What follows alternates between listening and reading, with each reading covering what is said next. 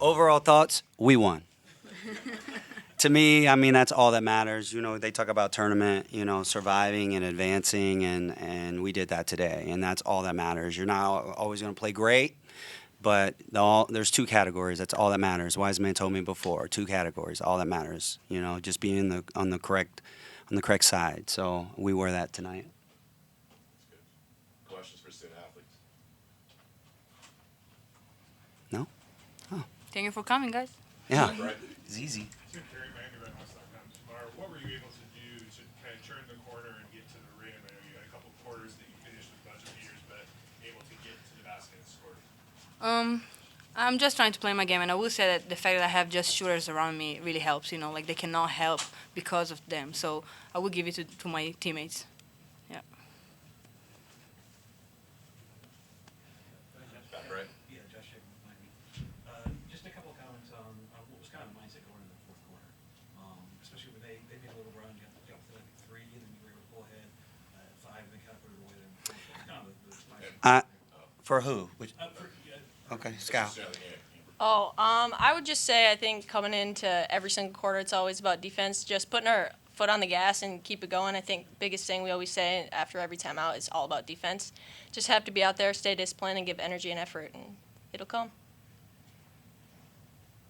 Yeah, back Follow right. up too, if you don't mind, for Amber and for Tamar too. Just for what does it mean for this team and this program to continue to just have the kind of season that you're having?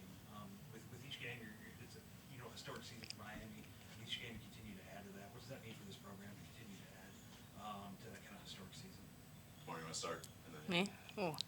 I would just say that obviously, like, it's a big program. We're just coach started it a few years ago, and it's just an honor, And I will say, and I'm saying it every time, like we're having fun on the court and off the court. So it's a big thing. We're playing for each other. We're playing for our coaches, and it's just big for us that we were able to give it to this program. Like we're just having fun and trying to do our best.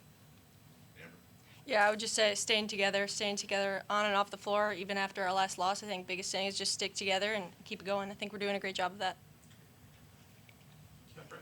Sense the other team's frustration when your defense is kind of taking its toll. I think they were 2 of 18 in the second quarter. Maybe you can start with you, Amber, as far as like kind of the cumulative effect of wearing down a team defensively.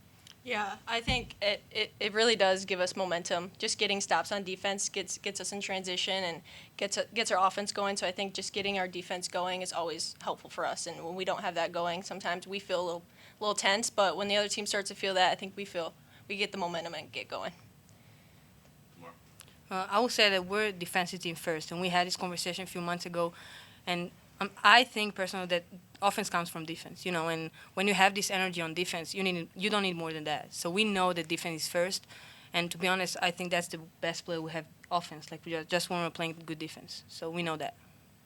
I think the biggest thing, and I have to remind her of this too, like the thing that separates her from everyone else is her ability to defend the ball, to initiate our defense. That's her ability to create havoc is something that most programs, mid-major or high major, they struggle to have, and we have that in her. And sometimes you have to remind her of that because like anyone else, kids can get lost in their offense if they're not playing well. But she does so much for us on the defensive side of the ball. Today it was great to see her score the ball because we really needed her to. The beautiful thing about our team is the versatility that we do have. Our bigs can shoot it, which oftentimes stretches the defense, and that there's no size at the rim, and I think that she speaks to that too. And so she can get in there and she can make plays. Our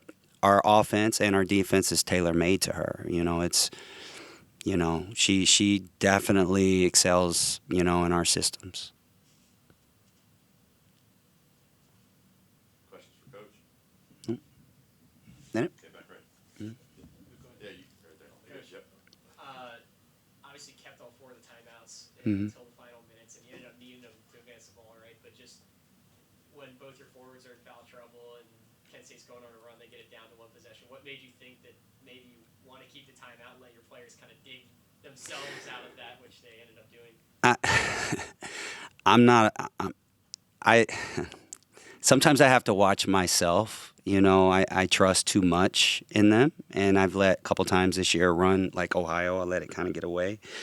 But in that game right there, I wasn't willing to panic. Like I just knew that we would figure it out. Honestly, I just felt like we were just going to figure it out. And you know, what was I going to tell them? Make the open layup, make the open shot, like we were getting them. And you know, and so I felt really good about what we were doing. Offensively, the ball just wasn't going in the basket. We had a couple turnovers in there, but the ball just simply wasn't going in the basket. And, you know, they were playing, you know, some high risk, high reward defense, and calling a timeout. The way he's changing the defenses over there, you're jeopardizing that simply being a wasted timeout. And so I wasn't willing to waste that. We needed it. We needed those timeouts down the stretch for sure. Very good question, though. Very good question. Yeah, just, coming in here as the number 1 seed, I just kind of wonder what your approach was. I know that Kent State was a team you played, I think, about a week ago as well. Hmm. So what's kind of the approach that the team is taking?